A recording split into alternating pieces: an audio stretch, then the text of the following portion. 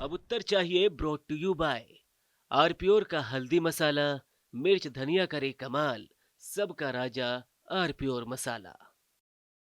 पाक दुम दुम। अरे श्रीमती जी कुछ तो सस्ता लो, बचत करो।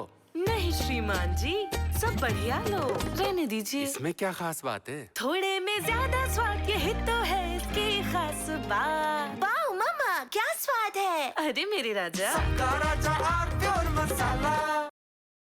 प्रायोजक हैं cancer healer centre, a new beginning.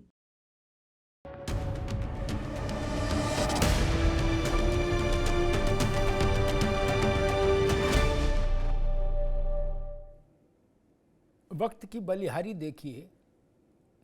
अब विपक्षी दलों को औरंगजेब पर प्यार आ गया है।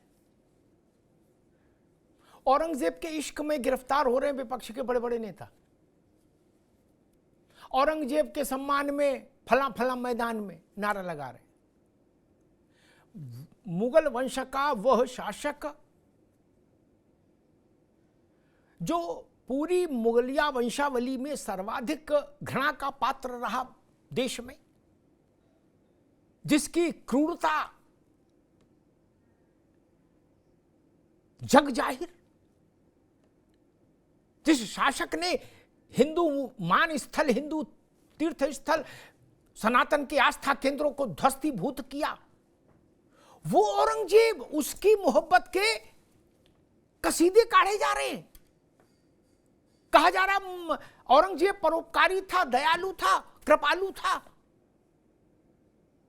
गजब बात है। समाजवादी पार्टी और कांग्रेस, इनमें होड़ लग गई है कि ज्यादा औरंगजेब का ज्यादा प्रेमी बड़ा कौन है, ज्यादा मोहब्बत किसको है। महाराष्ट्र वाले अबू आजमी ने तराना छेड़ा कि हम और औरंगजेब दो जिस्म एक जान है टाइप का। और वो उनके इश्क में, औरंगजेब के इश्क में यानी क्या क्या बोल गए। बोले जो कुछ अब औरंगजेब के बारे में प्रचार किया जा रहा है गलत है। औरंगजेब से ज्यादा तो सॉफ्ट कोई आदमी नहीं था। जिसे जजिया कर औरंगजेब ने नहीं, किसी दूसरे ने लगाया हो। जैसे ज्ञान वापी का में विश्वेश्वर महादेव का मंदिर किसी दूसरे ने ढाया हो। अब अबू आजमी बोले तो कांग्रेसियों का भी मन डोला। उनने कहा ऐसा तो नहीं कि अखिलेश यादव की पार्टी औरंगजेब टाइप जितने लोग हैं भारत में, उनकी अकेली होलसेल ट्रेडिंग करने लगे और हमारे हाथ में रिटेल भी ना आए। तो कांग्रेसी भी उतर गए मैदान में, बोले औरंगजेब हम आ रहे हैं, रुकना, चौराहे पर रहना, हम भी आ रहे हैं। तो वहां से कौन आया आपको याद होगा। कांग्रेस में एक पराक्रमी नेता हैं पश्चिमी उत्तर प्रदेश के, सहारनपुर के, इमरान मसूद। वो आए मैदान में औरंगजेब के सम्मान में, इमरान मसूद मैदान में, और उन्होंने औरंगजेब चालीसा पढ़ डाली पूरी। ये इमरान मसूद वही हैं जिन्होंने एक चुनाव के वक्त सार्वजनिक सभा में मालूम क्या कहा था कि कौन है मोदी, यहां आ गया अगर सहारनपुर तो बोटी बोटी काट डालेंगे, बोटी बोटी। ये बोटी बोटी फेम वाले इमरान मसूद हैं, आप समझिए। कुछ लोग होते हैं बोले ये लाफ्टर चैलेंज फेम वाले कलाकार है, वैसे ये बोटी बोटी वाले फेम के राजनेता हैं इमरान मसूद। तो समाजवादी पार्टी और इमरान कांग्रेस, राशिद अल्वी ने भी कांग्रेस में औरंगजेब की तारीफ की।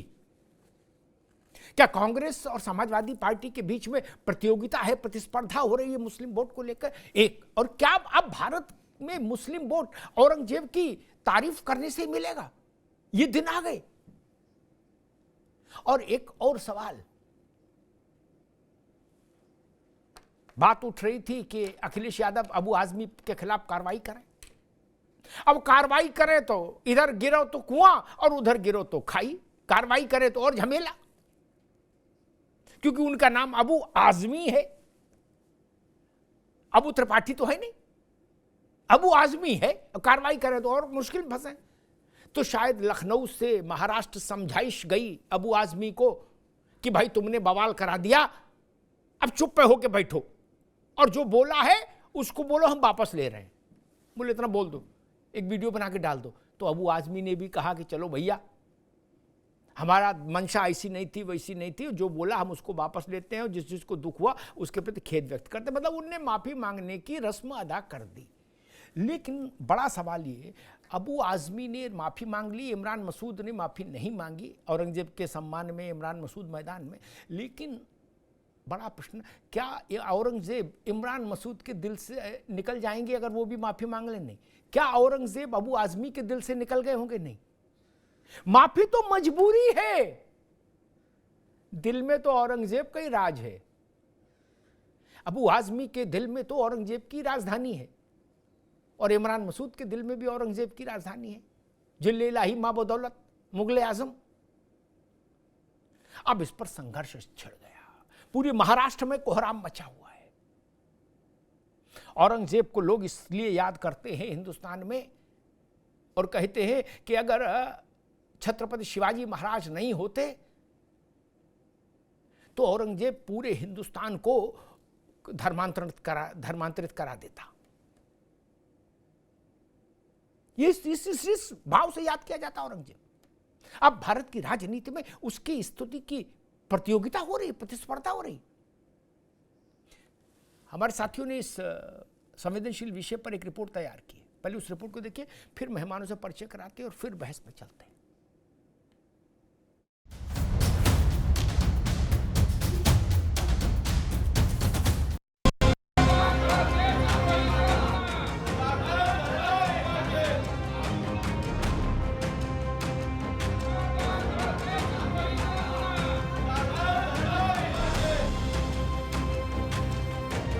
हमने जो पढ़ा है, हमने जो देखा है, औरंगजेब रहमतुल्लाह अलैह वो कभी भी वो ऐसे शासक थे कि उन्होंने कभी भी शासन का 1 रुपया नहीं लिया अपने के लिए। उनका बयान बहुत ही गलत है और निंदाजनक है। ऐसे औरंगजेब को अच्छा कहना ये तो महापाप है। अबू आजमी हो, चाहे उनके श्री अखिलेश यादव जी हो, चाहे उनके अन्य कोई नेता हो, इन सब के अंदर क्रूर मुगल शासक जिसे कहा जाता है, औरंगजेब की आत्मा घुस गई है। एक बयान और यूपी से लेकर महाराष्ट्र तक सियासी घमासान। समाजवादी पार्टी के नेता अबू आसिम आजमी के औरंगजेब वाले बयान के बाद शुरू हुई सियासी बहस अब थमने का नाम नहीं ले रही है। और ये सब हो रहा है उस बयान के बाद जिसमें आजमी ने औरंगजेब को क्रूर नहीं बल्कि महान बताया। हमने जो पढ़ा है, हमने जो देखा है, औरंगजेब रहमतुल्लाह अलैह वो कभी भी वो ऐसे शासक थे कि उन्होंने कभी भी शासन का 1 रुपया नहीं लिया अपने के लिए। उन्होंने जो है उनकी जो है सरकार में भारतवर्ष की सरहद जो थी बर्मा अफगानिस्तान तक थी। देश सोने की चिड़िया उनके ज़माने में था, लोगों के घरों में सोना था, इसीलिए अंग्रेज यहाँ पे देश आया। मैं सोचता हूँ कि वो शासन अच्छा कर रहे थे। बाकी उनकी फौज में हिंदू जो कमांडर थे, ये कोई हिंदू मुस्लिम की लड़ाई नहीं थी। आजमी के इस औरंगजेब वाले प्यार पर रार मच गई। महाराष्ट्र की विधानसभा से लेकर सियासी गलियारों तक गदर मच गया। डिप्टी सीएम एकनाथ शिंदे ने देशद्रोही कहा तो शिवसेना नेताओं ने एफआईआर दर्ज करा दी। आजमी को सदन से निलंबित करने की मांग भी उठी और तो और ये संग्राम यूपी तक भी आ पहुंचा। उनका बयान बहुत ही गलत है और निंदाजनक है। जिन्होंने जो औरंगजेब ने छत्रपति संभाजी महाराज को 40 दिन इनका हलाल किया है, अत्याचार किया, उनके नाखून निकाले, आंख निकाले, चमड़ी उधेड़ दी, जीभ जबान काट दी, ऐसे औरंगजेब को अच्छा कहना ये तो महापाप है। समाजवादी पार्टी के जो भी, चाहे अबू आजमी हो, चाहे उनके श्री अखिलेश यादव जी हो, चाहे उनके अन्य कोई नेता हो, इन सब के अंदर क्रूर मुगल शासक जिसे कहा जाता है, औरंगजेब की आत्मा घुस गई है। इस प्रकार के बयान को यह देश सहन नहीं कर सकता। छत्रपति शिवाजी महाराज के अपमान को नहीं सहन कर सकता और श्री अखिलेश यादव जी को तत्काल अपने जो सपा के विधायक हैं अबू आजमी के खिलाफ तत्काल कार्रवाई करना चाहिए। औरंगजेब का बखान बनाम शिवाजी के अपमान में घमासान बढ़ता ही गया। वहीं विरोध प्रदर्शन की इस बिसात पर कांग्रेस के नेताओं ने भी एंट्री मारी। राशिद अलवी से लेकर उदित राज तक आजमी के बचाव में उतर आए। और तो और सपा के फैजाबाद वाले सांसद अवधेश प्रसाद ने भी शिंदे और बीजेपी को इतिहास पढ़ने की नसीहत दे दी। जो सत्ता के अंदर हैं वो अपने गिरेबान में झांक के देखें। औरंगजेब पे इल्जाम है कि उसने मंदिर तुड़वाए। उसने मंदिर तुड़वाए भी, उसने मंदिरों को जायदाद, जमीन और पैसे भी दिए। क्या बीजेपी की सरकार गुजरात के अंदर मंदिर नहीं तुड़वाए? आपने 300 मंदिर तुड़वा दिए गुजरात के अंदर। आप तो मस्जिदें भी तुड़वा रहे हैं और मंदिर भी तुड़वा रहे हैं। इतिहास को इतिहास रहने दीजिए। इसमें कोई गलत बात नहीं। मैं समर्थन करता हूँ अबू आदमी के बयान से। औरंगजेब ने मस्जिद भी तोड़ी थी, ये बात सच है और कोई गलत बात नहीं है। और आज जो बड़ा राष्ट्रवाद की कर रहे हैं, हिंदू मुस्लिम कर रहे हैं, इन्हीं के पूर्वज अंग्रेज, मुगल हों चाहे लोधी हों और या तो आपका गुलाम वंश हो, इन्हीं के पूर्वज तो दरबारी हुआ करते थे। अपने पूर्वजों से अब तो पूछ नहीं सकते। इन बयानों ने औरंगजेब के नाम पर मची इस आग में और घी डाल दिया। वहीं बवाल बढ़ता देख अबू आसिम आजमी ने माफी मांग ली। लेकिन तब क्या हुए जब चिड़िया चुग गई खेत। हिस्टोरियन की लिखी हुई किताब, इनके स्टेटमेंट के ऊपर मैंने जो औरंगजेब की तारीफ किया, मैंने कभी अपने किसी महापुरुष चाहे संभाजी महाराज हो, छत्रपति शिवाजी महाराज हो, उनके बारे में कोई एक लफ्ज़ गलत नहीं बोला है। लेकिन अगर इन चीज़ों से किसी को वो लगता है कि इसको तोड़ मरोड़ के पेश करके किसी को लगता है कि मैंने गलत बोला है, तो भाई मैं अपने पूरे स्टेटमेंट को वापस लेता हूँ। बहरहाल छावा फिल्म पर चर्चा के बीच औरंगजेब की छवि को चमकाने के चक्कर में अबू आजमी की छीछा लेदर हो गई और इस संग्राम में संकट में घिर गई सपा। लेकिन आजमी के औरंगजेब वाले बयान पर सवाल यही है कि आखिर ऐसे विवादित बयान क्यों? एक अकेले अबू आजमी नहीं, जिनको अबू औरंगी कह रहे हैं लोग। अब अबू औरंगी समाजवादी पार्टी में अवधेश प्रसाद भी हैं, जो फैजाबाद से लोकसभा जीते हैं, जिनको समाजवादी पार्टी का पोस्टर बॉय कहा जाता है। वो भी ज्ञान दे रहे हैं इतिहास का कि औरंगजेब महान था। इमरान मसूद भी कांग्रेस से ज्ञान दे रहे हैं। राशिद अलवी भी हैं, उदित राज भी हैं। सब झाल बजा रहे हैं कि जय हो औरंगजेब की, जय हो औरंगजेब की। एक मैं सुन रहा था मेहमानों साहब का परिचय कराऊं, उससे पहले एक बात कहता हूं। ये पहले मेहमानों से परिचय कराता, फिर वो बात कह के बहस शुरू करेंगे। रत्नाकर सिंह है, भारतीय जनता पार्टी के प्रवक्ता। रत्नाकर जी का स्वागत है। अशोक यादव जी हैं, अशोक यादव जी का स्वागत है, समाजवादी पार्टी के जुझारू प्रवक्ता हैं। एच.एस. रावत साहब हैं, हिंदू धर्मगुरु रावत साहब का बहुत स्वागत है। मौलाना नदीमुद्दीन साहब हैं, अध्यक्ष हैं उलेमा काउंसिल के। मौलाना साहब का बहुत बहुत इस्तकबाल। एक बात कही जा रही थी, झूठ की भी कुछ सीमा होनी चाहिए कि औरंगजेब के समय में भारत सोने की चिड़िया बना। अरे जाहिलो, औरंगजेब छोड़ो, बाबर के पैदा होने से बहुत पहले भारत सोने की चिड़िया था। कौन सी किताब पढ़ के आते हो यार? ये पढ़ने लिखने से वास्ता ही नहीं है। क्या कर रहे हो? मौलाना साहब बड़े काबिल व्यक्ति हैं, वो इसकी खोज करेंगे तो मेरी बात से सहमत होंगे। जब मुगल नहीं आए थे, रावत जी, जब मुगल नहीं आए थे भारत में, तो विश्व के व्यापार में भारत की हिस्सेदारी 33% से ज्यादा थी। क्या मुगल आए तब उन्होंने ऐसा करिश्मा किया कि वो घट के 20-22 रह गई। और बताया जा रहा है कि मुगलों ने भारत को सोने की चिड़िया बना दिया।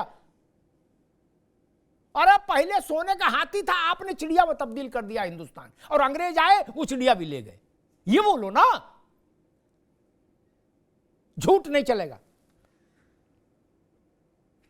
मौलाना साहब, ये मैं देख रहा हूं, ठाले बैठे एक शब्द है उत्तर प्रदेश में कि खाली बेमतलब। ठाले बैठे सपा और कांग्रेस में कंपटीशन शुरू हो गया कि औरंगजेब का बड़ा आशिक कौन। नहीं,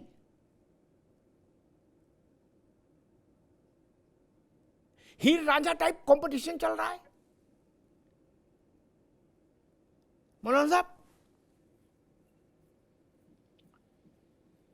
देखिए जी, इतिहास की तरफ देखने की जरूरत है।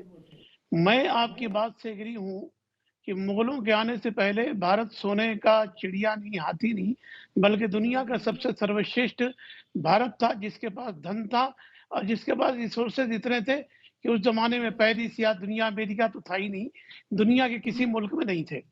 ये बात सही है, मगर ये बात भी सही है कि औरंगजेब के टाइम पर कश्मीर से लेकर के या साउथ तक और चट्टागांग और हिंदू कश और अभी जो कैलाश मानसरोवर है ये भी भारत का हिस्सा था, काबुल भी भारत का हिस्सा था। ये तो सही है, मगर उसके क्रूरता, उसके अत्याचार जो शिवाजी महाराज के साथ है, उसकी अगर कोई उस टाइप में सराहना करता है तो निंदनीय है। क्या शिवाजी महाराज के साथ 60,000 मुस्लिम फौजें नहीं थी जो लड़ रही थी, औरंगजेब के खिलाफ लड़ रही थी? ये भी सही है कि सिर्फ मंदिर तोड़ने का आरोप उस पर क्यों, औरंगजेब पर?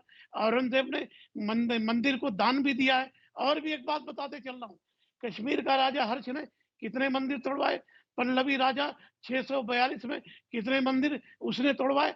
ऐसे इतिहास के अंदर अनगिनत लोग आते हैं जिन्होंने हिंदू होकर के भी मंदिर तोड़े हैं। तो मेरे कहने का मतलब क्या है कि हम इस देश के मिजाज को समझें और मिजाज को समझ करके हम बात करें। औरंगजेब की सराहना करने वालों को सोचने की जरूरत है कि देश की अगर भावनाएं भड़क रही हैं तो हमें संयम से काम लेने की जरूरत है। इतिहास के एक पन्ने को पलटने की जरूरत है और बताने की जरूरत है कि इतिहास को इतिहास रखो, हिंदू और मुसलमान से आगे जाओ। ठीक है मौलाना साहब, रावत जी के पास चलूं, फिर राजनीतिक मित्रों के पास, लेकिन दो बातें कह दूं। ये बहस बड़ी महत्वपूर्ण है, ये लाखों करोड़ों लोगों तक जाएगी। मौलाना साहब ने एक बात कही कि हिंदू राजाओं ने भी मंदिर तोड़े।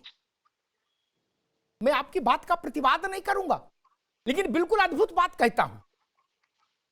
हां, तोड़े होंगे हिंदू राजाओं ने भी। बहुत सी नगर पालिकाएं अभी भी मंदिर हटा रही होंगी सड़क बनाने के लिए, लेकिन हमारी लड़ाई भाव को लेकर है मौलाना साहब, भाव को लेकर। आप भारत माता के माथे पर लात रख के खड़ा होना चाहते थे, इसलिए हम आपके विरुद्ध खड़े हुए। मंदिर तोड़ा या नहीं तोड़ा ये इतना बड़ा विषय नहीं। आपने अयोध्या, मथुरा, काशी ही क्यों चुने? वो आपके प्लाट था? नहीं। वो आपकी हवेली थी? नहीं। आपको वहां महल बनाना था? नहीं। वहां कोई कारोबार होता था? नहीं। वहां से भारत की सत्ता चलती थी? नहीं। आप क्यों गए अयोध्या, मथुरा, काशी? इसलिए हजारों साल का दंश है मौलाना साहब। इसको नगर पालिका से तुलना मत करिए, माफ करिएगा, मैं आपका बहुत एहतराम करता हूं, लेकिन नगर पालिका का विषय नहीं है कि मुलायम सिंह के समय हटाया गया कि कल्याण सिंह के समय हटाया गया, ये विषय नहीं। ये मन पर चोट है, ये आत्मा पर चोट है। कहा गया औरंगजेब ने बहुत भारी, कौन कह रहा था कि वो 1 रुपया नहीं लेता। एक रोचक बात बता दूं रावत साहब, फिर आप पास आ रहा हूं। एक विदेशी इतिहासकार ने अपनी किताब लिखी जो उस समय आया भारत घूमने। मौलाना साहब आपके लिए भी अच्छी रहेगी वो ये जानकारी। क्या झूठ निकले तो मुझे सजा दीजिएगा। उसने लिखा कि जब इसको वहां भेज दिया गया महाराष्ट्र कि भाई तुम देखो समझो अपनी ताकत इकट्ठी करो, तो औरंगजेब को एक सलाहकार मिल गया मौलाना साहब। क्या उसने कहा कि तुम्हें तो जिले इलाही बनना ही बनना है, तो अपनी फौज बढ़ाओ। तो बोले फौज के लिए तो पैसा नहीं है। बोले पैसे के उपाय हम बताए दे रहे। जिनको बता रहे ना कि ये जिंदा फकीर है, जिंदा फकीर कहते हैं ना मौलाना साहब इनको, है ये क्या है समझ लीजिए। बोले सारे इलाके के फकीरों को दावत पे बुला लो। बोले उनके पास जितना माल है उनके लवादे में रहता है। क्या बुला लिया, और जब खाना खा लिए सब फकीर और बोल दिए कि खुश रहो बेटा, तरक्की करो, तो औरंगजेब ने गेट बंद कराया। बोले सारे लोगों के कपड़े उतार लिए जाएं और इनको नए कपड़े दिए जाएं। क्या, और सारा माल मत्ता अंदर कर लिया, फकीरों का भी। मौलाना साहब जिनको ये बता रहे कि उनने 1 रुपया कभी नहीं लिया, उनने फकीरों के भी सब पैसे ले लिए थे। इसलिए ऐसा ना बताओ महाराज। रावत जी, जी कांग्रेस और समाजवादी पार्टी में औरंगजेब के इश्क में कौन ज्यादा गहरे तक पेवस्त है, गिरफ्तार है, इसकी होड़ लग रहा। इसकी जरूरत क्यों आन पड़ी अचानक से 2025 के मार्च महीने में, जब फागुन लगा हुआ है, होली आने को है, तो ये औरंगजेब के लिए मोहब्बत के तार क्यों छेड़े जा रहे हैं? अमिताभ जी, एक कहावत है कि विनाश काले विपरीत बुद्धि, ग्रहाधीनम जगत सर्वम ग्रहाधीनम नरावरा, काल ज्ञानम ग्रहाधीनम ग्रह कर्म फल प्रदा। ये जो संसार है ना, ये प्रकृति है, ये ग्रहों के अधीन है और ये बुद्धि को भ्रष्ट करते हैं। इन लोगों की अब धीरे धीरे बुद्धि भ्रष्ट होती जा रही है और बुद्धि भ्रष्ट का ही ये दुष्परिणाम है कि उस व्यक्ति की तारीफ कर रहे हैं जिसने अपने अब्बू जान को जेल में डाल दिया, अपने माता पिता को जेल में डाल दिया, उसको पानी के लिए तरसा दिया। ये उस व्यक्ति की कांग्रेस और सपा और ये अब्बू आजमी साहब तारीफ कर रहे हैं। ये उस आदमी की तारीफ कर रहे हैं, क्रूर हत्यारे की तारीफ कर रहे हैं, जिसने अपने भाइयों की गर्दन काट के थाली में सजा करके अपने अब्बू जान के सामने रख दी। ये उस क्रूर कसाई की तारीफ कर रहे हैं जिसने 20 दिन तक संभाजी महाराज को तड़पाया। यानी ऐसा व्यक्ति कितना घिनौना और कितना क्रूर हो सकता है, कितना अंदर से दुर्दांतवादी हो सकता है, उसका खून किस नेचर का रहा होगा कि वो व्यक्ति किसी की आंखें निकाल ले, किसी के नखून खींच ले और बदन के टुकड़े कर करके 20 दिन तक तड़फाता रहे। उससे उसका तो एक पैसा दान मंदिर में भी किसी में गया होगा ना, वो भी बड़ा पाप किया होगा। ऐसे व्यक्ति का तो पानी पीना ही महापाप है, तो मंदिर में दान लेने की तो बात ही कहां से आ जाती है। और अगर इसने दान दिया भी होगा तो उन जयचंदों को दिया होगा जो जयचंद कहीं ना कहीं हिंदू धर्म में परिवर्तित हो चुके थे, जो इसकी तलवार के दम पर अपना हिंदू धर्म छोड़ के, सनातन छोड़ करके इस्लाम कबूल कर लिया था। उनका कोई अगर मंदिर रहा होगा तो उसमें जाकर के इन्होंने कोई दे दिया हो तो बात अलग है। इसलिए मैं इसका घोर विरोध करता हूं और ऐसे औरंगजेब की तारीफ करना भी महापाप है। अगर अपनी जबान से इस प्रकार के आदमी की तारीफ भी करते हो तो वो भी कहीं ना कहीं पाप के खाते में ही जाएगा। मौलाना साहब, जब औरंगजेब के आदेश से विश्वेश्वर महादेव तोड़ा गया काशी में, अशोक भाई आ रहा हूं, उसमें काशी की इतिहास में सबसे बड़ा नरसंहार हुआ। हजारों साधु संत बटुक मारे गए, कत्ल कर दिए गए।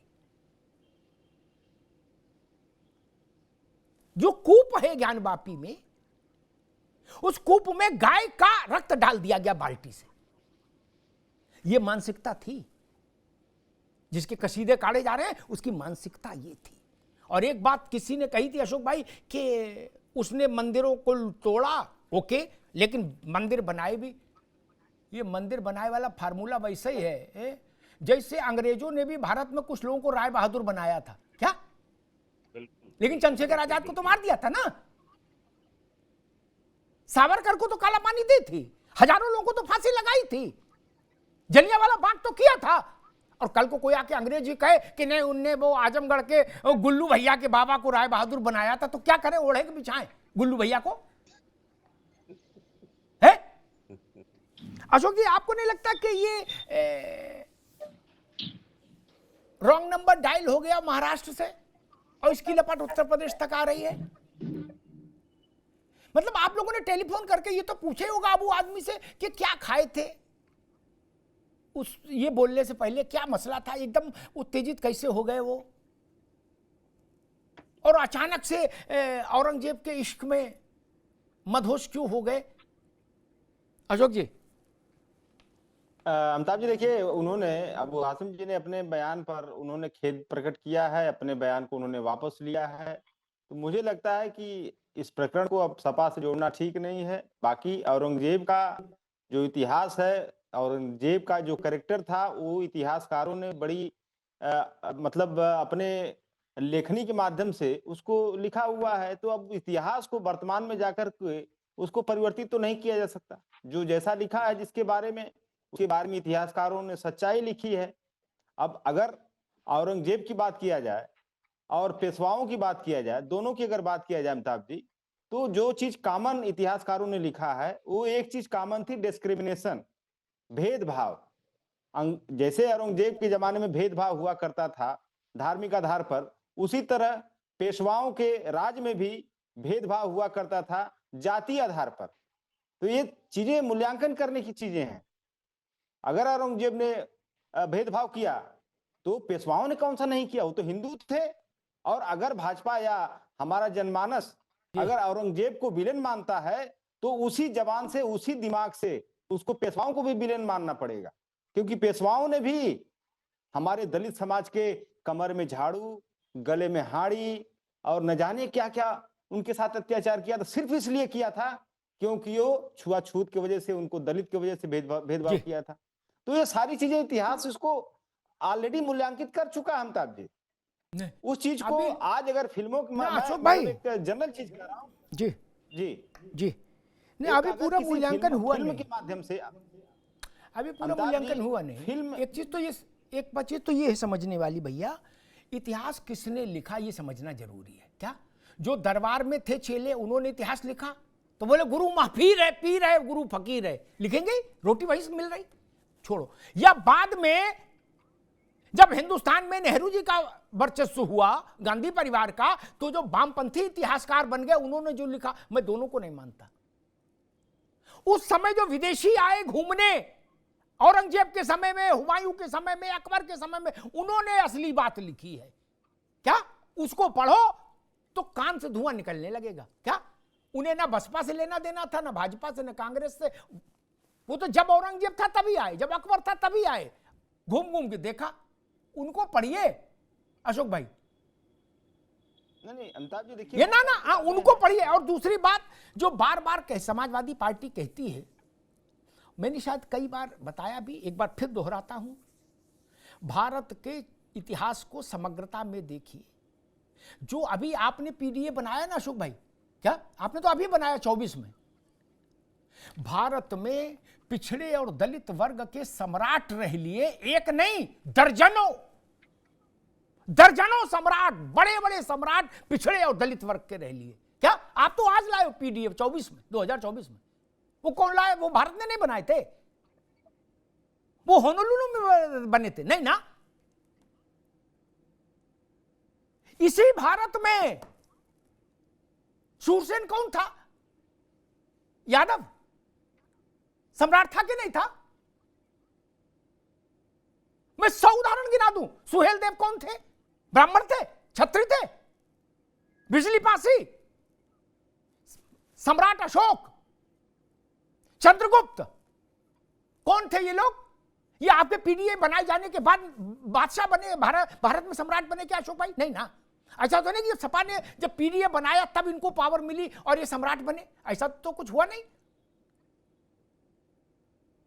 ये सम्राट रहे हैं इस देश के,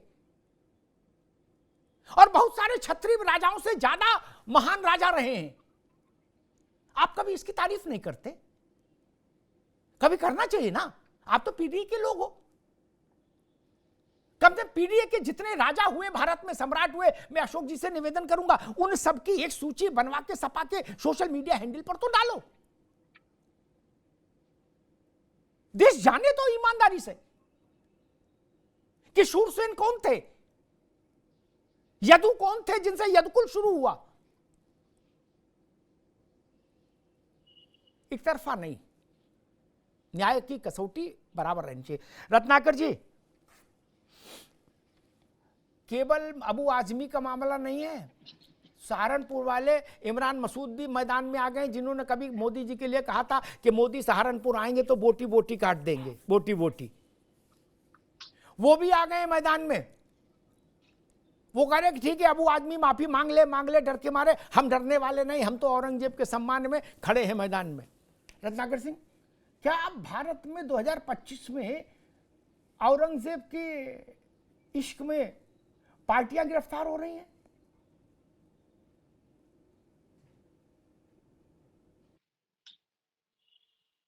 भाई अनम्यूट करो जी।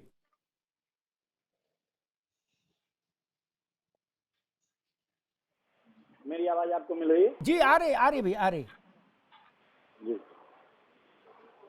जी देखिए अमिताभ जी, हमें दुख इस बात का नहीं है कि लुटेरे हमारे देश में आए, उनकी तो वो प्रवृत्ति थी लूटपाट करने की।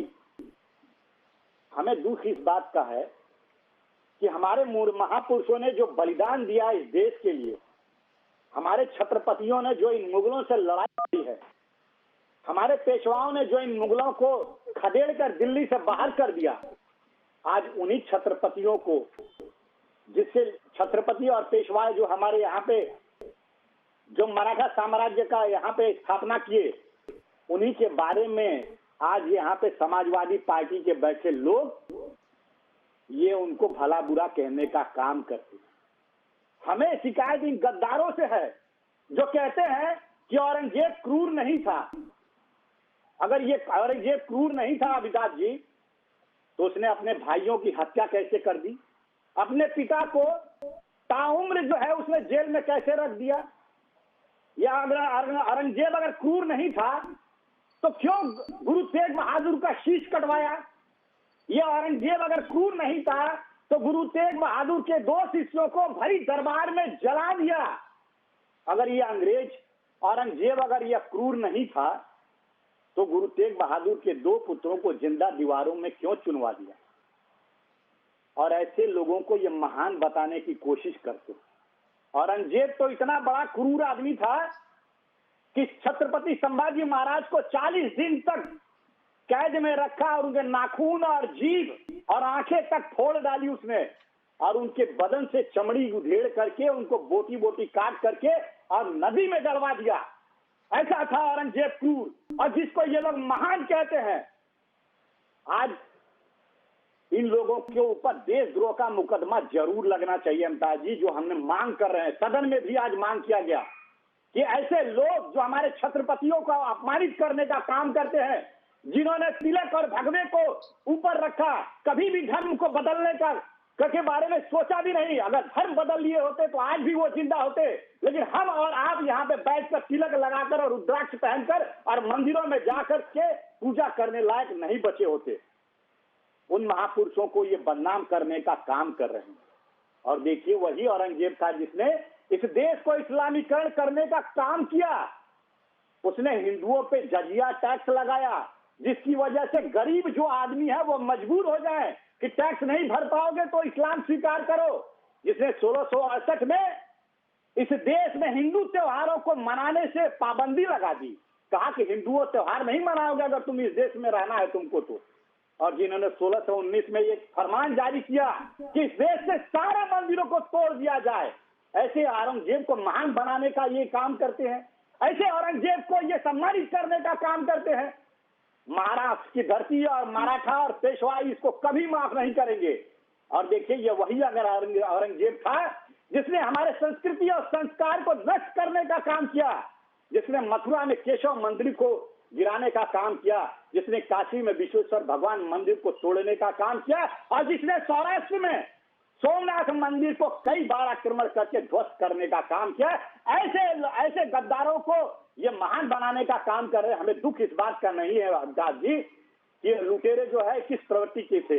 हमें दुख इस बात का है कि आज भी भारत देश में ऐसे लोगों को पूजा जाता है और सम्मानित किया जाता है। और ये क्यों किया जाता है? आजादी के 75 साल बाद भी आज हम औरंगजेब और मुगलों का नाम जिंदा रखे हुए हैं। किस रूप में? स्कूलों के नाम हमने रखा है, सड़कों के नाम हमने रखा है, हमने प्राचीन स्थलों के नाम रखा है, शहरों के नाम रखा है मुगलों के नाम पे। हमने उनको आज भी जिंदा रखने का काम किया है। ये क्या दर्शाता है? यह दर्शाता है कि इनका जो है मंशा आज भी प्रवृत्ति जो है मुगलों की है। इनको हिंदुत्व से कुछ लेना नहीं। हिंदू ठीक है रत्नाकर भाई, अभी ठीक जी, ठीक लेना देना नहीं। ठीक है रत्नाकर भाई, आइए आपकी बात बिल्कुल। मौलाना साहब, 2 प्रश्न है छोटे छोटे। क्या आपको लगता है कि अब औरंगजेब की नाम की ताबीज गले में डालने से कोई 2-4 वोट भी मिल सकता है? 100-200 वोट, 1000 वोट कम हो सकता है, वोट मिल तो नहीं सकता। मेरी समझ कहती है, आपकी समझ क्या कहती है वो बताइए।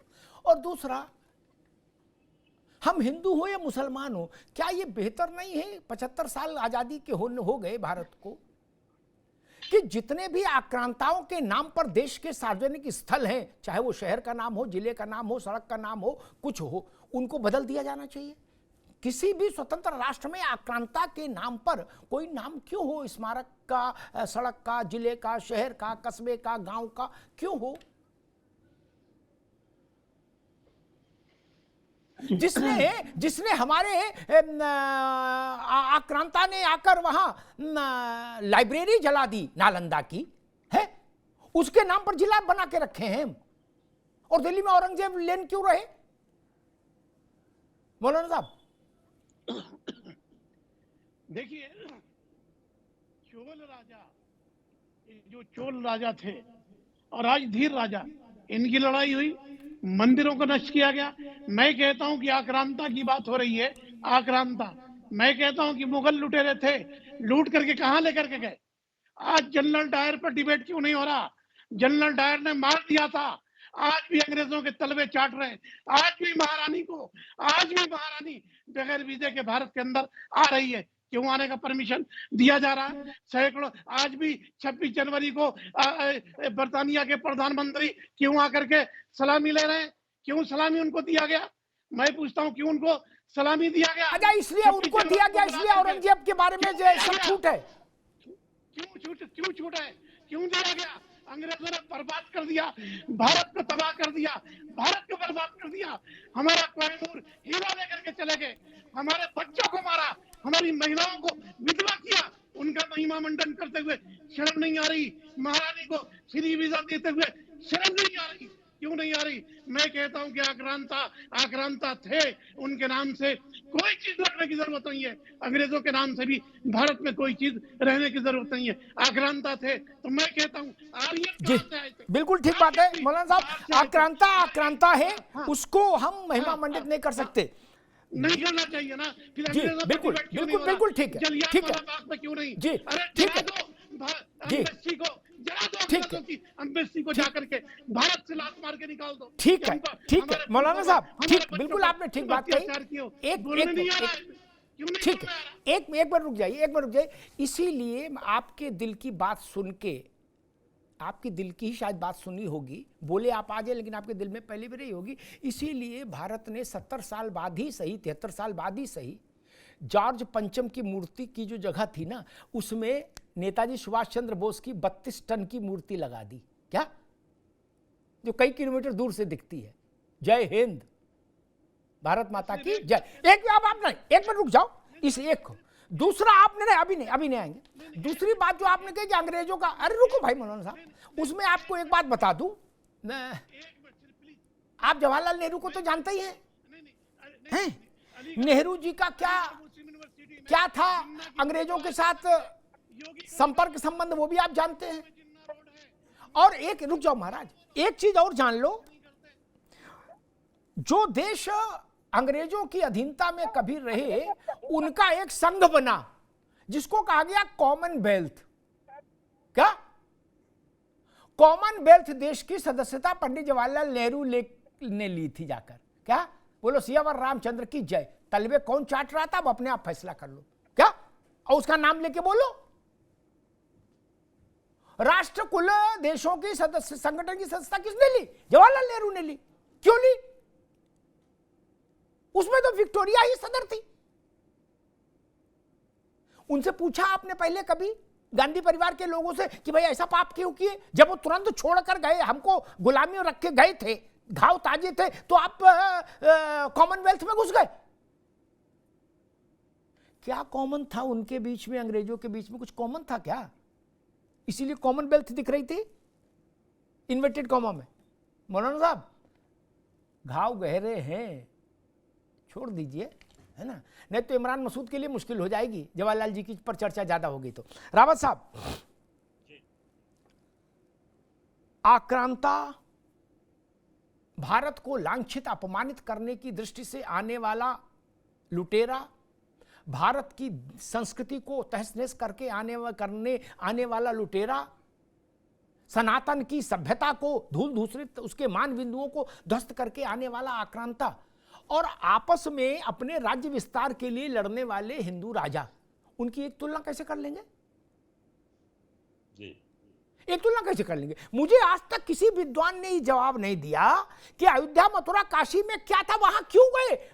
बाबर जो है घोड़े पर बैठ के समरकंद से यहां गिरा आके और सीधे उसने अयोध्या ढूंढ ली और कुछ नहीं मिला। औरंगजेब ने दुनिया छोड़ के बोले मथुरा चलो और सोमनाथ चलो और काशी गिराओ। क्यों? वहां से शासन चलाना था इनको।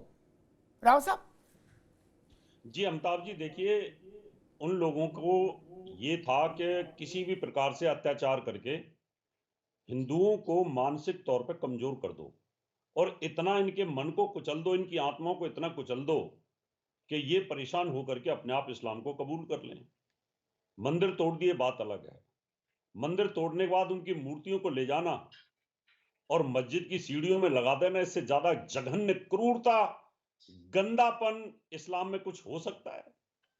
क्या इस्लाम यही सिखाता है? क्या यही सिखाया सब लोगों ने कि भाई आप किसी के धर्म की मूर्तियों को उठा करके मस्जिद के नीचे लगा दो, जिससे कि उनकी जो मन है और उनकी आत्मा है तड़फेगी, और फिर उन पर अत्याचार भी ऊपर से करो और जाकर के फिर उनको धर्म परिवर्तन के लिए बोलो कि भैया अत्याचार हमने इतने कर दिए हैं अब आपके ऊपर, क्या आप आसानी से आ सकते हो इस्लाम में? वही किया उसने। नहीं तो मंदिर तोड़ दिए, चलो उनको खुंदक थी, मंदिर तोड़े, लेकिन इतना जघन्य पाप करना और फिर उसके बाद उनके ऊपर मस्जिदें बना देना और फिर वहां पर जाकर के दुआ करना, क्या अल्लाह कबूल करेगा? इतने घिनौने काम को अल्लाह कबूल करेगा? क्या इस्लाम में यह चीज है कि आप किसी के मंदिर को तोड़ दो और वहां मूर्तियां नीचे लगी हुई, वहां सिंबल लगे हुए, और वहां जाकर के आप वजू करके शिवलिंग पर जाकर के और फिर वहां नमाज अदा करो? ये कौन सा धर्म है? ये क्या कहता है ये धर्म? आज अगर मुझे कोई कहे कि भाई मंदिर मस्जिद को तोड़ करके वहां मंदिर बना करके आप वहां पर घंटी बजा लो, तो मेरा दिल तो तड़फेगा। मुझे लगेगा कि यार मैं मस्जिद की जगह पे जाके वहां पर कैसे हनुमान चालीसा पढ़ूंगा? ये तो यहाँ पर तो इस्लामिक लोगों की जमीन थी, यहाँ तो किसी दूसरे ईसाइयों का चर्च था। क्या ये मन और आत्मा गवाही देगी? लेकिन आज अमिताभ जी दे रही है, क्योंकि इनको सिखाया इतना गंदा गया है। इसलिए औरंगजेब को इमरान मसूद जैसे कायर लोग वो अपने को रोल मॉडल मानते हैं। उनको ये लगता है कि औरंगजेब ने हम लोगों को पैदा किया है। अगर वो औरंगजेब ना होता तो पैदा कहां से होते? यहाँ तो ये कोई बाहर से थोड़ी होके आए, कोई इंपोर्ट थोड़ी किया गया है इनको। ये तो सारे के सारे हमारे ही डीएनए के लोग हैं ना, सब की सब। इसलिए अपने को श्रेष्ठ घोषित करने के लिए ये लोग आज भी उन आक्रांताओं को सपोर्ट करते हैं। जब सच्चाई है कि देश बड़ा होना। अशोक जी के पास चलो। अशोक जी, केशव प्रसाद मौर्य ने कहा कि समाजवादी पार्टी के डीएनए में औरंगजेब है, औरंगजेब की आत्मा उनके उसमें घुस गई है शरीर में सपा के। बोले इसलिए मुंबई से दिल्ली लखनऊ तक सपा औरंगजेब औरंगजेब कर रही है। अमिताभ जी देखिए, गाना है, मुझे याद आ गया कि जो तुमको हो पसंद हाँ सुना दो भैया, अच्छा है। दिन को अगर रात कहो तो रात कहेंगे। क्या बात है। तो रत्नाकर जी ने वही गाना गाया और उनको बकायदे 5 मिनट समय मिला। मैं वो गाना नहीं गा पाया तो डिस्क्रिमिनेशन का शिकार हो गया मैं। आपको 6 मिनट दिए? अरे कैसी बात कर दी, 6 मिनट दिए? आप भी गाना गाओ अशोक जी। उनने लड्डू खाया, आप रसमलाई खाओ, 6 मिनट बोलो जी। नहीं मुझे अच्छा, दूसरी बात देखिए, केशव मौर्य जी की बात आप कर रहे हैं, मैं वही बात कर रहा था। मेरी बात नहीं हो पाई थी, मैं वही बात कर रहा था कि जिस वजह से औरंगजेब जाना जाता है, जिस वजह से पेशवा जाने जाते हैं, क्या उसी वजह से भाजपा नहीं जानी जाती है? और एक वजह मैंने कहा डिस्क्रिमिनेशन, भेदभाव, जाति आधार पर, धार्मिक आधार पर उत्पीड़न। तो ये चीज कॉमन है। जो चीज औरंगजेब में थी, जो चीज पेशवाओं में थी, सेम चीज इनहेरिटेड बाय बीजेपी। वही काम बीजेपी कर रही है। नहीं, लेकिन आप लोग तो तब भी औरंगजेब की आरती उतार रहे हो अशोक भाई। नहीं, आप और इंडिया गठबंधन तो औरंगजेब की आरती उतार ही रहा है, कांग्रेस भी, सपा भी। और ये बड़े नेता हैं, ये कोई बच्चे नहीं है जी।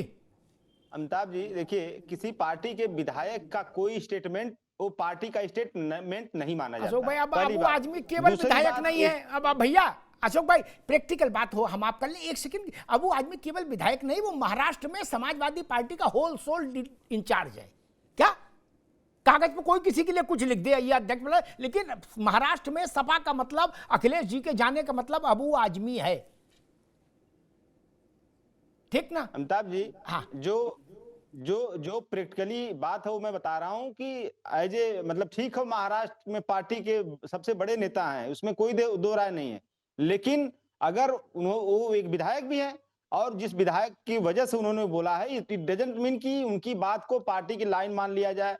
दूसरी बात कि उन्होंने क्षमा भी मांग ली है, उन्होंने अपने शब्दों को वापस भी ले लिया है। तो मुझे लगता है कि समाजवादी जो बड़े भैया हैं, भैया ये आपकी जो देवरानी जिठानी वाला मसला है, ये छोटे भाई बड़े भाई वाला मसला है कांग्रेस के साथ, इनने तो 3 उतार दिए, उदित राज, राशिद अलवी और इमरान मसूद। बोले औरंगजेब के सम्मान में हम सब हैं मैदान में। गांठ तो आपकी इनसे भी जुड़ी है अशोक भाई। देखिए अमिताभ जी देखिए, हर पार्टी का अपना अपना विचारधारा होता है, हर नेता की अपनी अपनी विचारधारा होती है, पार्टी की लाइन अलग होती है।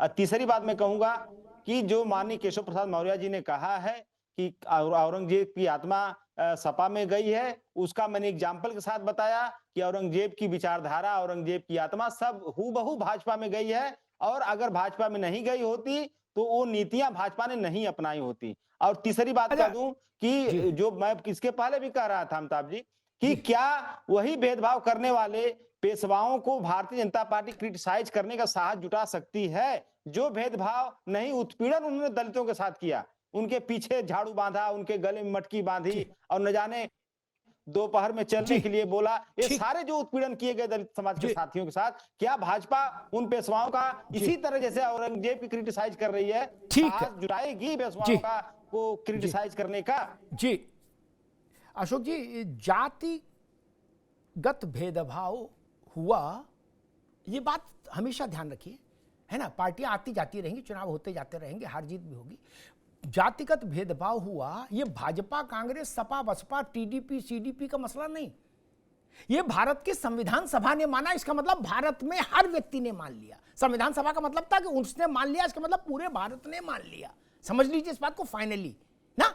इसीलिए आरक्षण का जब प्रस्ताव आया तो उस बहस का केंद्रीय विषय ही ये था कि भारत अपने उस डिस्क्रिमिनेशन का प्रायश्चित करना चाहता है, भारत, इंडिविजुअल्स नहीं, और उसी का प्रायश्चित करने के लिए आरक्षण की व्यवस्था मानी गई संविधान सभा में। इसलिए ये चैप्टर बंद कर दीजिए महाराज कि नहीं आजमगढ़ में गुड्डू ने दलित के साथ डिस्क्रिमिनेशन किया था और बलिया में रामलाल पहलवान ने। नहीं भैया, उसी सबके लिए ये कहा गया।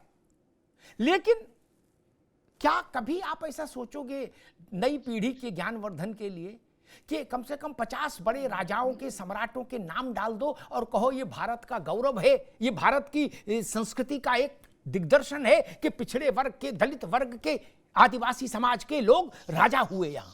क्या जब हम लोग नहीं थे, पार्टियां नहीं थी? क्या आप ऐसा कर सकते हैं? मुझे लगता करना चाहिए।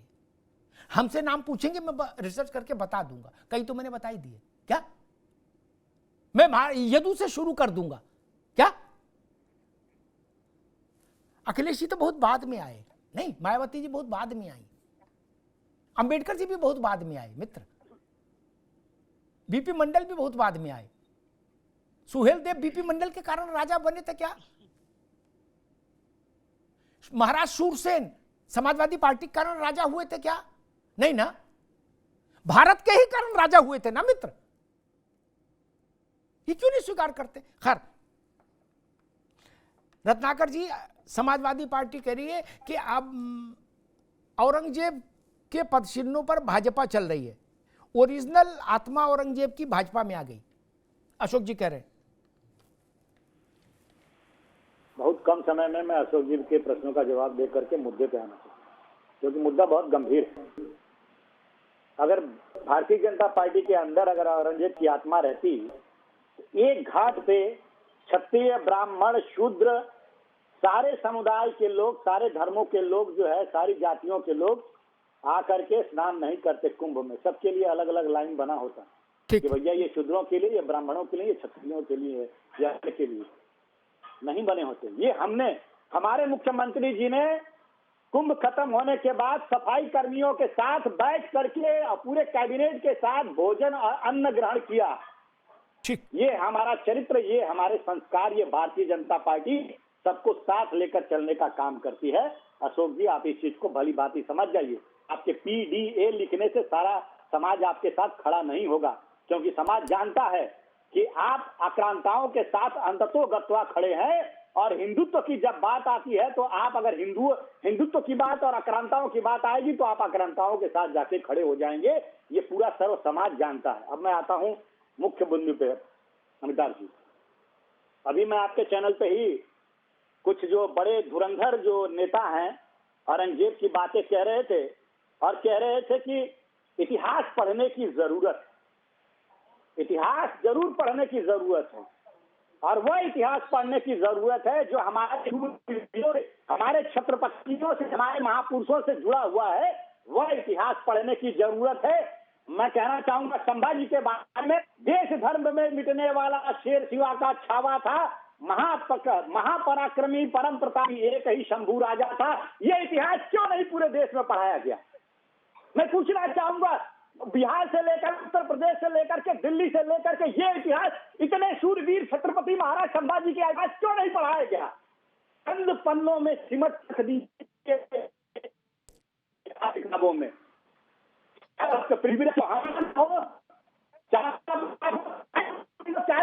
छत्रपति महाराज हो, पन्नों में सिमट रख दिया।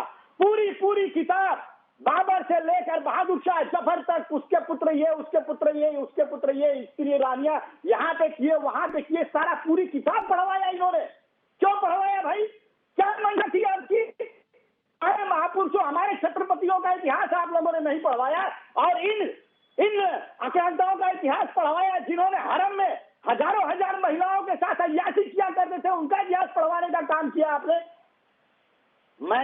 इसलिए मैंने शुरू में भी कहा, मुझे दुख उन आक्रांताओं से, उन लुटेरों से नहीं है, क्योंकि उनकी वह प्रवृत्ति है। ठीक है रत्नाकर भाई, यू मेड योर पॉइंट, आपने अच्छे से बात रखी जी। ठीक है, आप ज्यादा ना बोलो ना, अशोक जी कहेंगे डिस्क्रिमिनेशन होता है, भाजपा को ज्यादा बुलवाते हैं। अब आप रहने दो, अशोक भाई नाराज हो जाएंगे। दो बात समझिए मौलाना साहब, वो मानसिकता बड़ी खराब है, गलीज है, घृणित है, जिसमें ये जरूरी लगे कि औरंगजेब की आलोचना हो रही है तो बोले किसी भारतीय नायक को भी पकड़ के लाओ, कौन है वो भी ऐसे थे क्या? ये इच्छा क्यों होती है? आप भारत की संतान है, इच्छा क्यों होती है? बोले ने पेशवा ने भी ये किया था, औरंगजेब ने जो किया वो गलत है, औरंगजेब दुष्ट था, ये कहने का साहस नहीं, कंठ सूख रहा है और पेशवा का झंडा लिया है। पेशवा और औरंगजेब में अंतर है बुनियादी। नहीं मौलाना साहब, आक्रांता है। इस भूमि पर भी अपराधी हैं, हो सकते हैं, जो अपराधी हर सारे युग में, हर समय, हर जगह रहे, लेकिन हम उनकी खिलजी और बिन कासिम से तुलना तो नहीं कर सकते ना। वो किस लिए आए थे भारत? वो भारत माता का मस्तक रौंदने आए थे। किसी की खेत में की लड़ाई में गोली चल गई, उसकी तुलना बिन कासिम से कर दे? और जो लोग ऐसा कर रहे हैं वो कपट कर रहे हैं भारत के साथ, कपट। बताओ इनको, अवधेश जी को क्या हो गया? इनका क्या लेना देना? ये भी खड़े हो गए, लड़का हारा उसके गम से उबरे नहीं और आ गए मिल्कीपुर वाले, बोले औरंगजेब अच्छा था। अरे भाई आपको क्या पता यार, आप क्या पढ़े हो? फैजाबाद में औरंगजेब का मंदिर बनाओगे क्या? राम मंदिर तो गए नहीं, क्या औरंगजेब का ही फिर मंदिर बना लो? और एक बात कह दूं मौलाना साहब, आप लोगों को भी समझने की जरूरत है। क्या भटकाव का शिकार आप लोग भी रहते हैं? ये अवधेश जी बोल रहे, भाषण दे रहे, औरंगजेब तुम संघर्ष करो, हम तुम्हारे साथ हैं। इनसे कभी टेलीफोन करके आपने ने पूछा कि चाचा जो मस्जिद के लिए जमीन मिली थी उसमें तुमने 4 गुम्मा और 1 कट्टा सीमेंट का क्यों नहीं दिया आज तक? इन्हें पूछिए आप, हैं? भाषण दुनिया के दे रहे, आप पूछे ना इनसे, हैं? अपनी निधि दे देते, दी क्या? नहीं ना। ये तो 1100 रुपया नहीं दिए, भाषण दुनिया के दे रहे। ऐसे नकली लोगों को आप लोगों को भी समझना पड़ेगा। अंतिम विषय ये कि औरंगजेब ने भारत की आत्मा को आहत किया, इस पर कोई विवाद नहीं हो सकता। सपा कुछ भी कहे, कांग्रेस कुछ भी कहे, इस पर कोई विवाद भारत को स्वीकार्य नहीं। मैं उस इतिहास को नहीं मानता जो दरबारियों ने लिखा, मौलाना साहब, या वामपंथी इतिहासकारों ने लिखा जिनकी फंडिंग कांग्रेस ने की। नहीं, उस समय के जो लोग घूमने आए भारत, यूरोपियन भी आए, कई देशों के लोग आए भारत, मुगलों के दरबार में रहे, मुगल डॉक्टर जो रहे वो विदेशी रहे, उन्होंने एक किताब लिखी है, उन्होंने मुगलों की औरतों को भी देखा और आदमियों को भी देखा, उन्होंने पूरी किताब लिखी है। उनकी बात मैं मानता हूं, है कि सारी जिंदगी कुश्ता खाने में बिता दी, क्या कि 70 साल की उम्र में 75 बच्चे कैसे पैदा हो, इसका गणित समझने में पूरी उम्र बिता दी। नहीं, 70 साल की उम्र में 75 बच्चे। अकबर के बारे में क्या लिखा है उस समय के विदेशी जो लोग आए थे भ्रमण करने, मैं बोलूं यहां, जिनको बताया जाता है कि इन्होंने दीन-ए इलाही चलाया, ये बहुत बड़े देवदूत थे, अकबर द ग्रेट। मौलाना साहब, एक पर्यटक ने लिखा है अपनी किताब में, आप कहेंगे तो उसका अंश भेज दूंगा, कि अकबर को सबसे ज्यादा मालूम क्या पसंद था मौलाना साहब? जिल्ले इलाही को, जिनको फकीर फरिश्ता कहते थे आप लोग, क्या पसंद था? सुन लीजिए, यही समाप्त कर दूंगा। बेश्याओं को बुलाकर उनसे अंतरंगता के किस्से सुनना सबसे ज्यादा पसंदीदा काम था और अकबर का, ठीक ना? इसलिए महिमा मंडन की सीमा पार मत नहीं होनी चाहिए। भारत औरंगजेब को स्वीकार नहीं कर सकता, भारत में बाबर की वंशावली स्वीकार नहीं होनी चाहिए कतई किसी सूरत, मगर जिन्ना की होगी है नहीं, जिन्ना की भी नहीं होनी चाहिए, जिन्ना की भी नहीं होनी चाहिए, बाबर की भी नहीं होनी चाहिए। जो भारत माता का नहीं वो भारत का नहीं। मौलाना साहब, वन लाइनर, जो भारत माता का नहीं वो भारत का नहीं। धन्यवाद।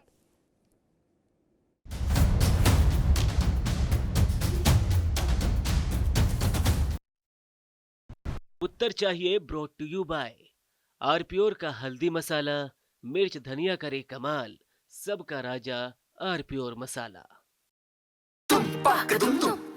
अरे श्रीमती जी, कुछ तो सस्ता लो, बचत करो।